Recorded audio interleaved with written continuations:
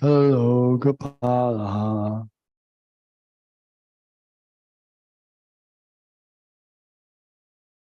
Anhara vidyadhara charanesha.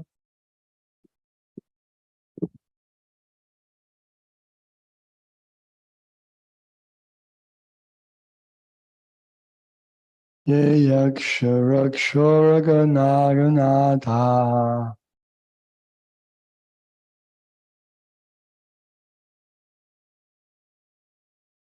Ye bhavishinam shubhapatrinam.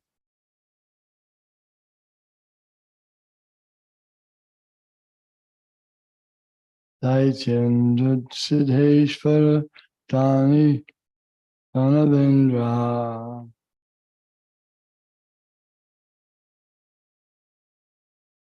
Anichaye preta pishacha bhuta. Rushmandayado mrigapakshadisha.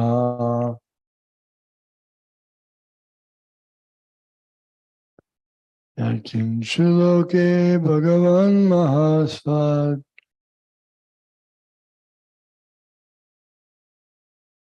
Ojasahasvad palavat kshamavat. Ojasahasvad palavat kshamavat.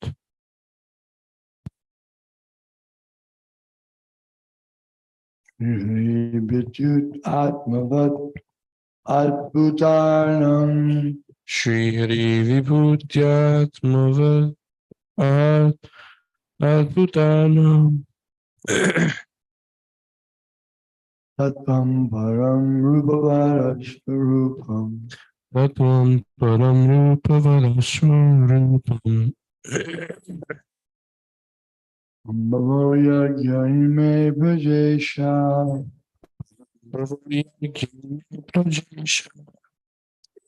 Nishadayo ye bhavaradayascha.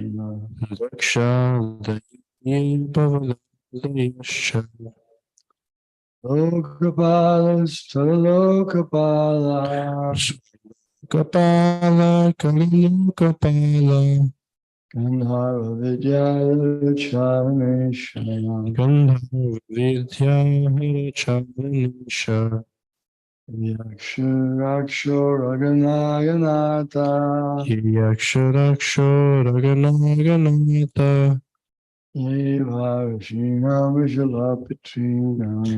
Eva Rishinam Rishabha Patrina Adyendra Siddheshvaradhanavendra.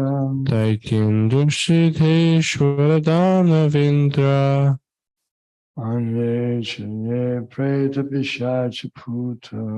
Anye Chaye Preta Pishacha Bhuta Kushmandayado Mrigapakshadisha. Kushmandado Mriga Pakshadisha Yat Kinchloke Bhagavan Mahasvan. Yat Kinjaloke Bhagavan Mahasvad Sahasvad Palavakshamavat. Oja Sahaswad Palavakshamavat Shri Vibhutyatmavad Adpabhutarnam. Shri Hri Vibhutyatma Tattva param rupavarasvarupam. Tattvam Param Rupavarasvarupam Translation. I myself, Brahma, Lord Shiva, Lord Vishnu, great generators of living beings like Daksha and Prajapati, yourselves, Narada and Kumaras, and the Kumaras, heavenly demigods like Indra and Chandra,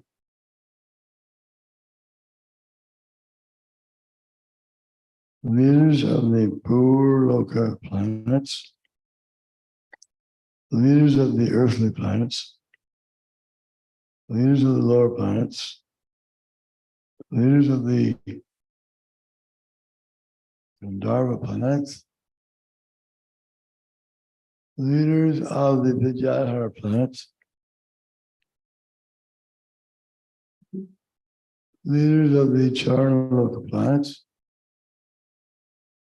leaders of the Yakshas, Rakshas, Mrugas, great sages, the great demons, the great atheists, and the great spacemen, as well as the dead bodies, evil spirits, Satans, jinns, mandas, great aquatics, great beasts, and great birds, etc. In other words,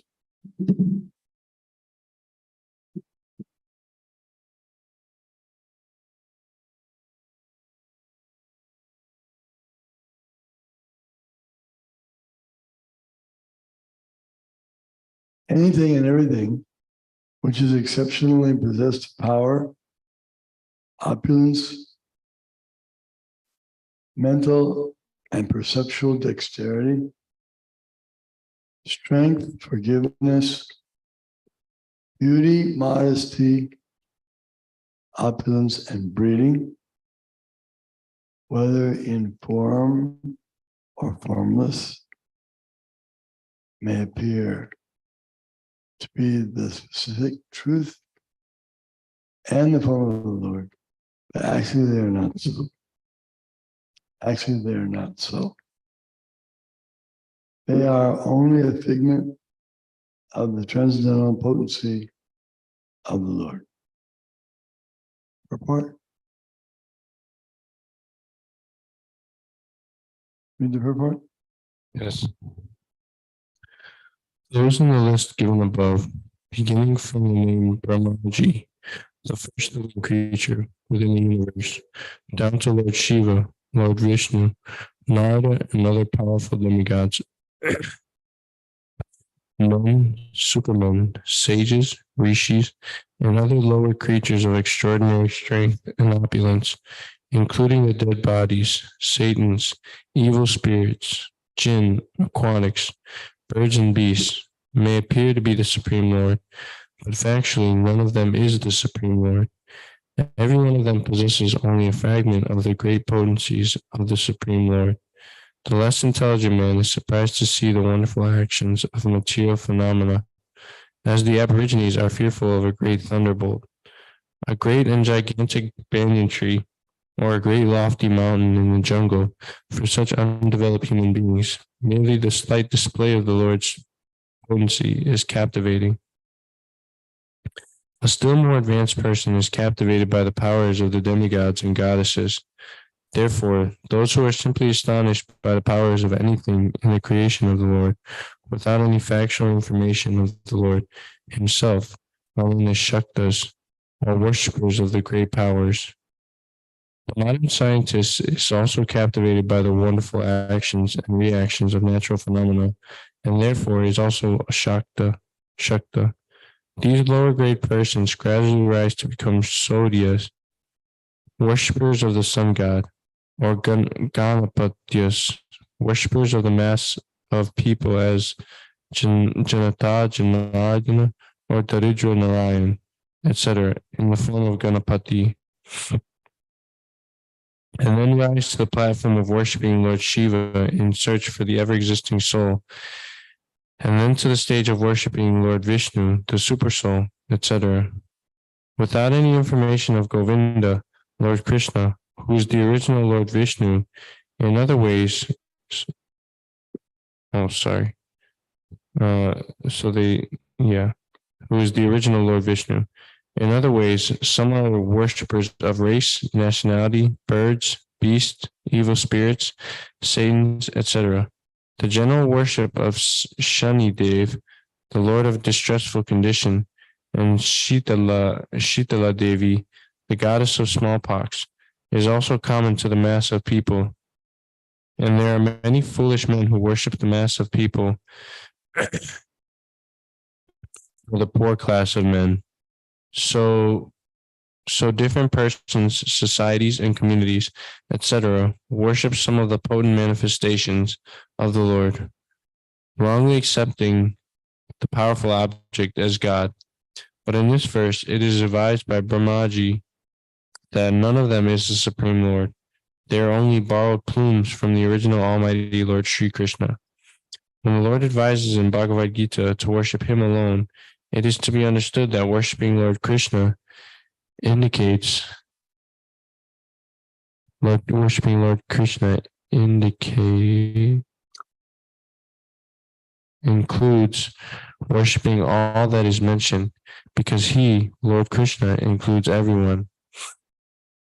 When the Lord is described as formless in the Vedic literatures, it is to be understood that all these forms mentioned above, within the experience of universal knowledge, are different exhibitions of the Lord's transcendental potencies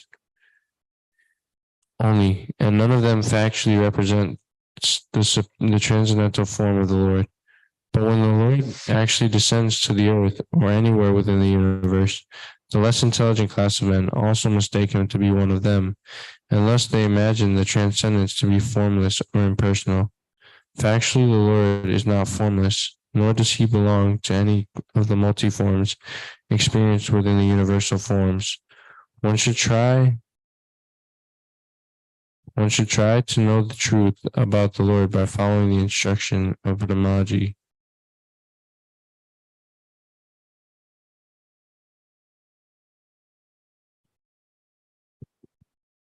So there's a lot of people. Brahma's mentioning this because there are many people that, because of their less poor fund of knowledge, they do not understand that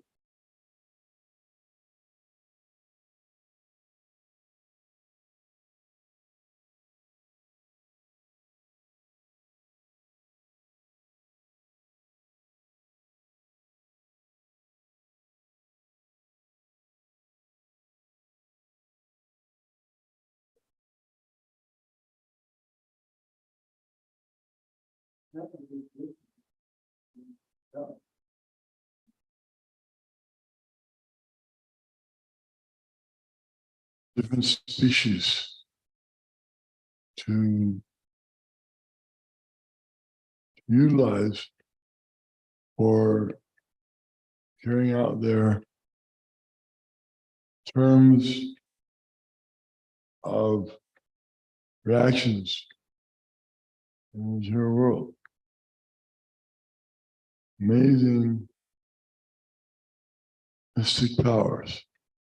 Brahma had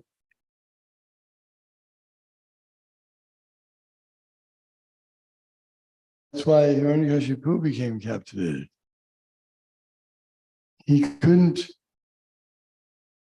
What he couldn't perceive was Vishnu. He could understand Vishnu a little. He understood that Vishnu could appear as an animal, because Vishnu appeared an animal in the form of a boar. And he killed Hiranyakashipu's brother, Hiranyaksha.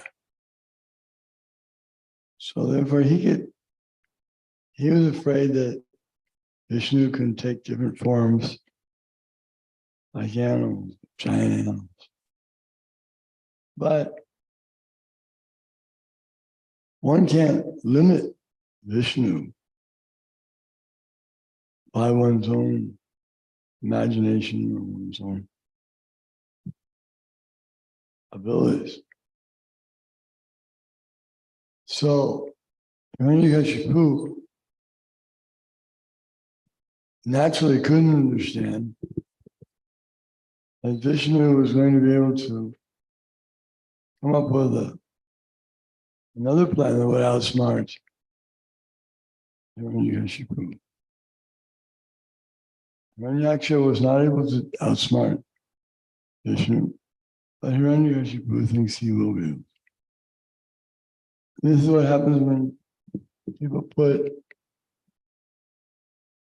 a restriction on the Lord.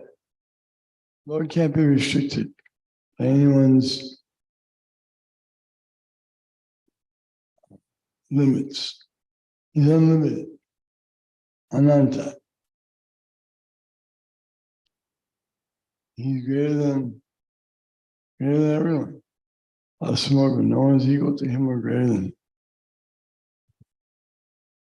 No demigods can compare to him.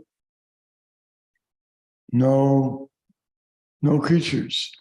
Nothing that you can imagine can surpass or equal Lord Vishnu.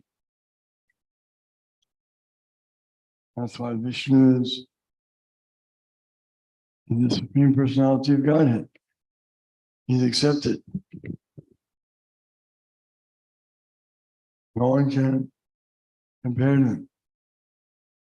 Well, this is just Brahma's giving a little short list here of persons who are not the Supreme Lord, who are not God. Obviously, it would take a long time to list all the living entities who are not God. So why does Brahma undergo this somewhat exhaustive list, a long list? He wants to give some indication, little idea. These are not God. But if you thought any of these were God, then anyone else you think is God is also not God. So it's good preaching. He's making his point very well presented. That not only am I not God, but none of the other demigods, such as Chandra or Indra, they're not God.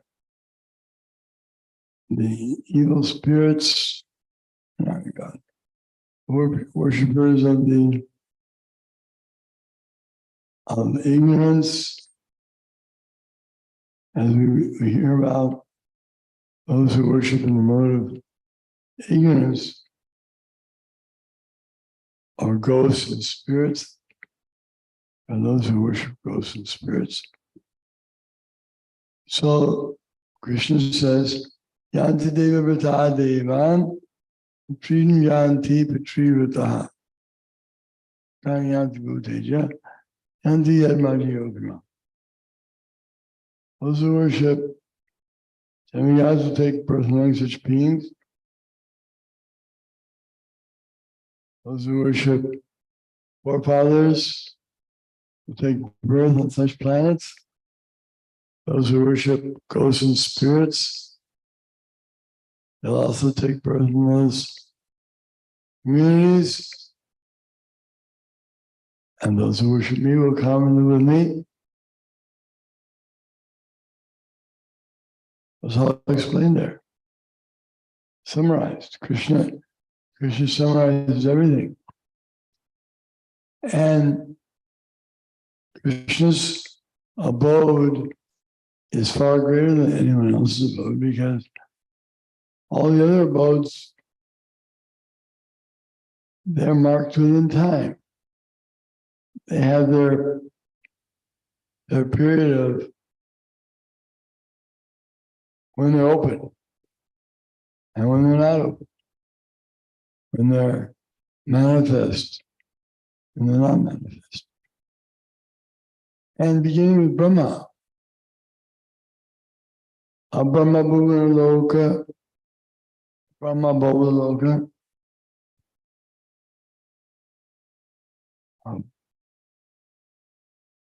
Brahma Bhuvana Loka, Puna Art Samujna,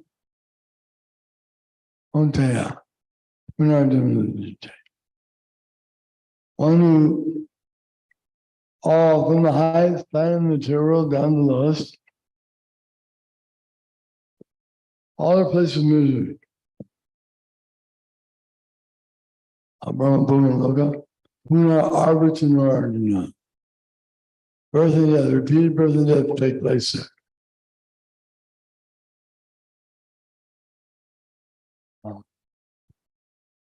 These are all places of suffering. Beginning with Brahma's planet.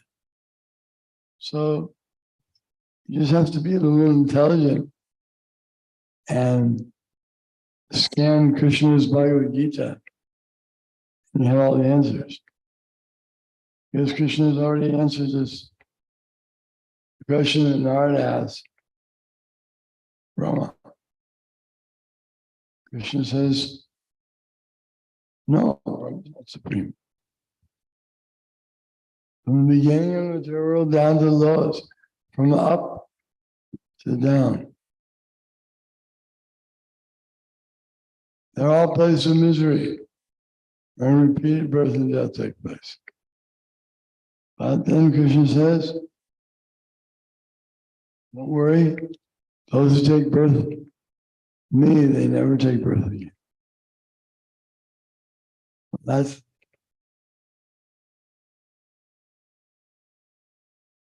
we don't study all the different Vedic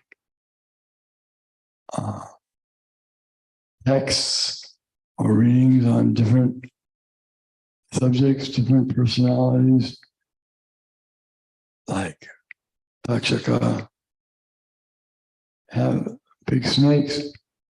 So this snake Takshaka, he's a big, powerful personality. And he would inhabit like a forest, kind of a forest was inhabited by Takshaka, powerful snake, serpent. And somehow or other, he wanted to get the Pandavas because Arjuna and Krishna made him leave the forest because they wanted to please Agni, fire god, because Agni would give Arjuna the Kandiva bow and special chariot and different things that he would need for the Kurukshetra battle. So Takshaka, he became the enemy of the Pandavas and ultimately even Parikshit. He was chosen as the snake of choice to bite the cursed Parikshit. But Takshaka is limited. He has power, some power. And some people may be afraid of him on a certain level. But one who takes shelter of Krishna, he doesn't need to take it. He's not afraid of Takshaka. He's not afraid of Takshaka or Takshaka's brother. He's not afraid of anyone because Krishna is feared by fear personified. This is how a person can become fearless of high Charanavinda, fearless at the lotus feet. How can he become fearless? Because he's taken shelter of that person who even fear personified is afraid of. When Krishna went with Balaram to seek out his father's son that was drowned earlier at the request, because Krishna's teacher, Sandipani Muni, and her husband, his wife, they requested from the two Gurukul graduates, Krishna and Balaram, they do something extraordinary. Because the disciple is supposed to give Guru when he completes his studies. So they thought, we'll ask for some extraordinary dakshina that only they could give, only the personality of God. So they asked to bring back their son from the dead. So Krishna Balaram went to Yamaraj and blew their conch shell. Yamaraj was so frightened, he came running. Yamaraj isn't usually afraid of anybody. Death, Yamaraj is death personified. Others are afraid of him.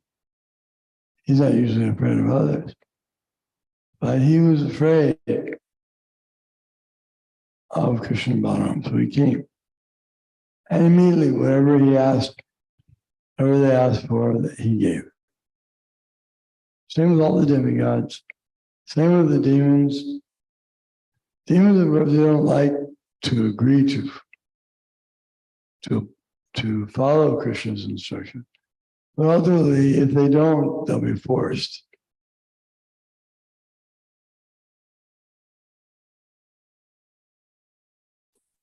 The demigod Bakasura.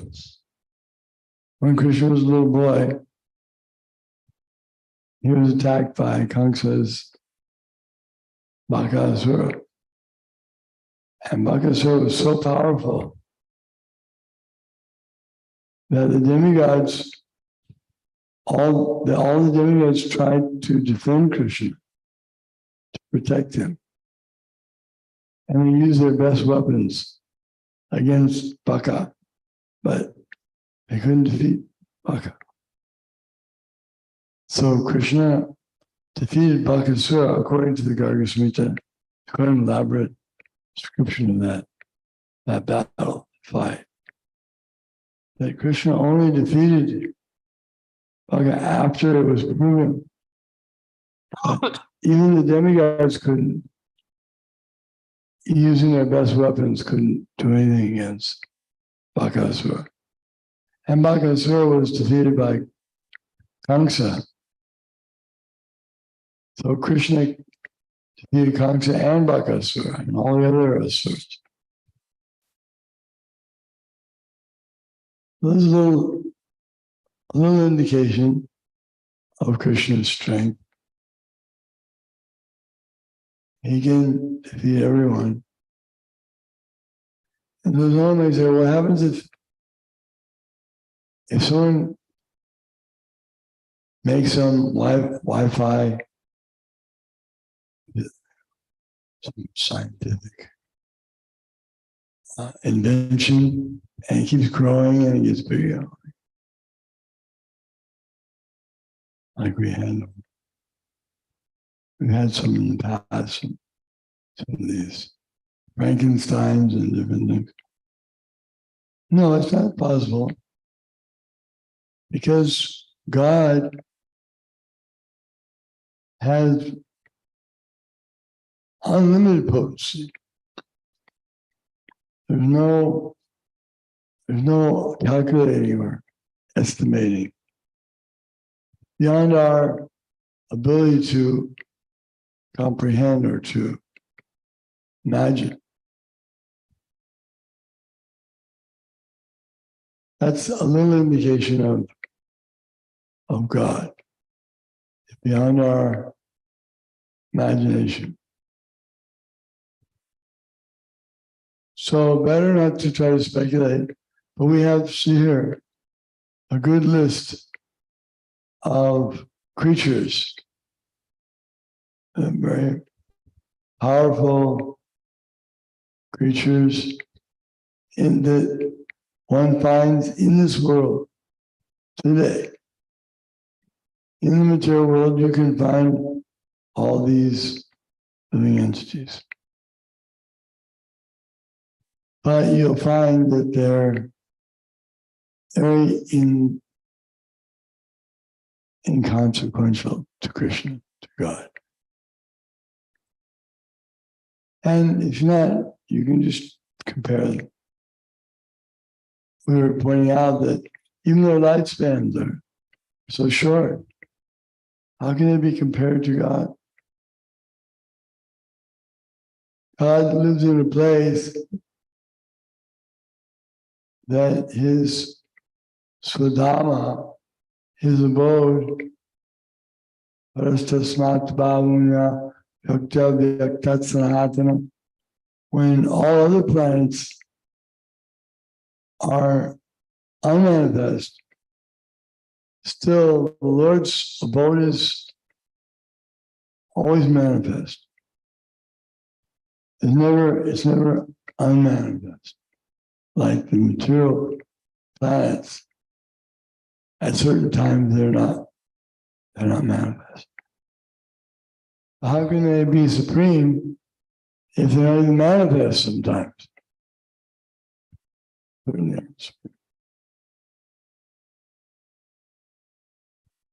Thank you, Dave.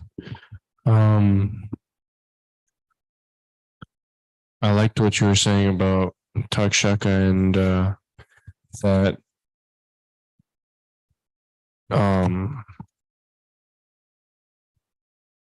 he was afraid of Krishna. I also liked what you were saying about fear personified, being afraid of Krishna.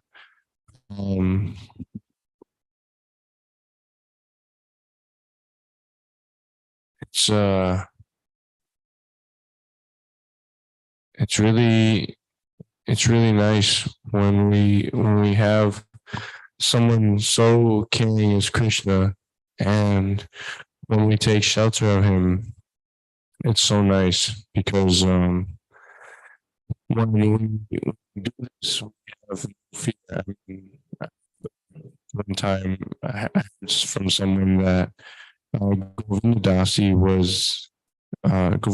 Mataji was speaking with Prabhupada at one time, and Prabhupada being a pure devotee, he's completely fearless. And for a moment, he transferred his fearlessness to Govindadasi Mataji. And in that moment, she realized that she's always afraid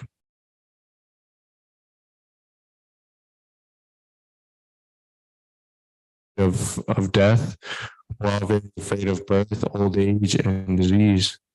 And these limiting factors, they make our stay in this world very miserable.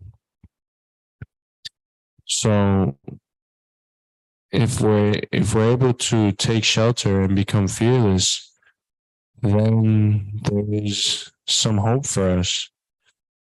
And then we can help others.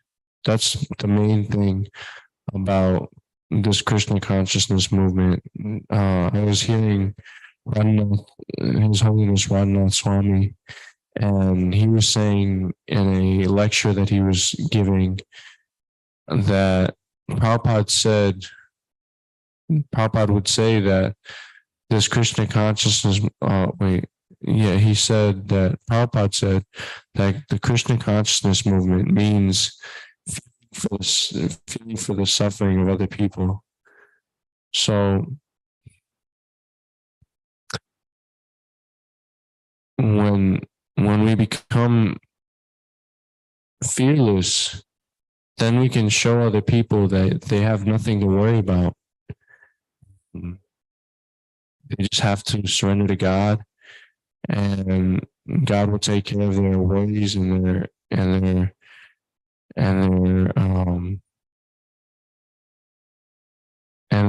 anxieties. Also to the pure devotees, because the pure devotees are so merciful, that they're able to live in the material world, and they're so compassionate that they're able to correct the living entity who's been conditioned for so long, and do it in such a way that it permanently changes his heart.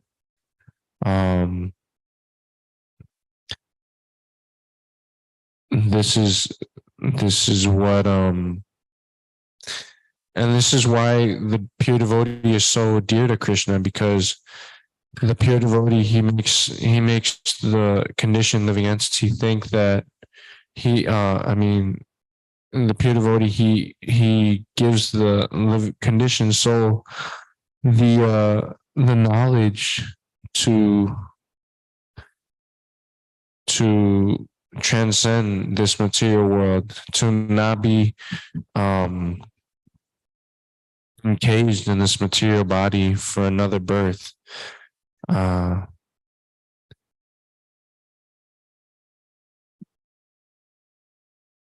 And even if a conditioned soul, he doesn't take advantage of the spiritual master's instructions, he can still be helped by Krishna from the inside. So it's just a double play of Krishna being merciful, and then the spiritual master being merciful, and then Krishna being more merciful, and then the spiritual master being more merciful. Nityananda Prabhu, he's the original spiritual master of all people, of all living entities. And I remember I was hearing a lecture by His Holiness Swayam Bhagavan Keshava Maharaj, and he was saying that he was remembering somebody told him that, I can't remember if somebody told him or if he told somebody this, but basically someone said that, how do I get the mercy of Lord Nityananda? And so the other person said, how can you escape Lord Nityananda's mercy? There's just no way, because they have so much interest in the living entity's well-being that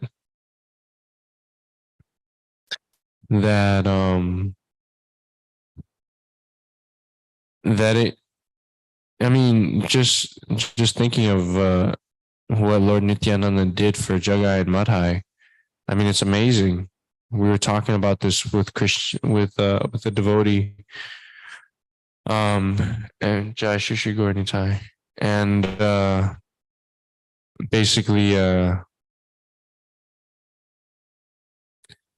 Jaya and Madhai, they were ready to kill Lord Nityananda. They had thrown a pot at Lord Nityananda's head, and it cut open his head, and they're ready to do a lot of harm to Lord Nityananda. And Lord Chaitanya was ready to annihilate both of them. But Lord Nityananda, being so merciful, he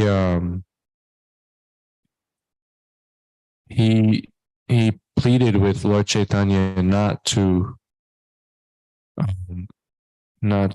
annihilate these two fallen souls. So well, I think that's all I think that's all I'd like to say for today. Is there any questions or comments? Okay, Jai. Srimad Bhagavatam ki Jai. Srila Prabhupada ki Jai.